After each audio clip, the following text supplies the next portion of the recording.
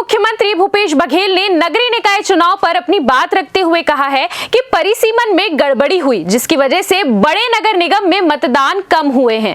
ऐसा नहीं कि मतदाता जागरूक नहीं है, बल्कि मतदाता चुनाव डालने के लिए भटक रहे थे क्योंकि व्यवस्थाएं ठीक नहीं थी। पूर्व मुख्यमंत्री भूपेश बघेल ने आरोप लगाते हुए ये भी कहा कि इस बार व्यवस्थाएं ठीक नहीं थी। चुनाव आयोग व्यवस्था ठीक नहीं कर पा रहा था, बल्कि सरकार की ओर से चुनाव आयोग काम कर रहा था। इस बार व्यवस्था बेहद ही खराब रही। लोग मतदान के लिए भटकते दिखाई दिए। वहीं कई ईवीएम खराब थे, जिसे सुधारने में देरी भी हुई। कुल मिलाकर चुनाव आयोग की भूमिका संदेहास्पद रही, ऐसा आरोप पूर्व मुख्यमंत्री ने लगाया।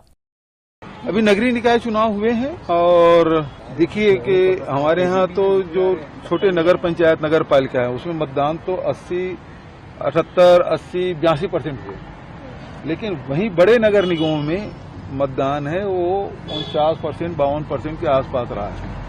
उसका मुख्य कारण ये है कि परिसीमन में गड़बड़ी, पिछले समय जो वार्ड थे उसको इस प्रकार से काटे कि पति का यहाँ पे है और दूसरा जो पति का नाम इस वार्ड में है और पत्नी का नाम दूसरे वार्ड में है, और एक आदमी वोट डालने जो अपने नजदीकी पोलिंग बूथ छोड़ के 5 पोलिंग बूथ क्रॉस करके जा रहा है। कितने वोटर को पता ही नहीं कहाँ उसका नाम है।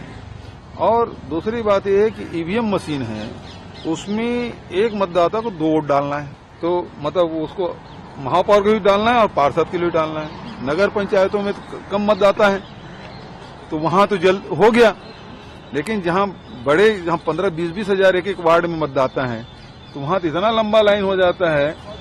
एक बार में 2 वोट डाल के निकलना मशीन में पहली बार हुआ, तो इस कारण से मतदान बहुत कम हुआ। ये निर्वाचन आयोग अपने दायित्वों का निर्वहन नहीं कर रहे हैं तो इसको क्या किया जा सकता है। यदि वो खुद पार्टी बन जाए तब प्रजातंत्र कौन रोक सकता है। किसी ने सोचा नहीं था कि निर्वाचन आयोग भी इस प्रकार से जितने भी धांधली हो रहे हैं उसके संरक्षक बन जाएगा। कोई सोचा था? लेकिन इसको इतना अधिकार मिला हुआ है कि सरकार तो अभी कोर्ट के आदेश के बाद अधिकार दे दी कि आप इस चीज नहीं मांग सकते। तो ये स्थिति सरकार की है और सरकार के और उसके बाद निर्वाचन आयोग। तो ये तो मतलब क्या कहा जा सकता है कि आपने सब कुछ गिरवी रख दिया है। CCN शार्क न्यूज के लिए ब्यूरो रिपोर्ट।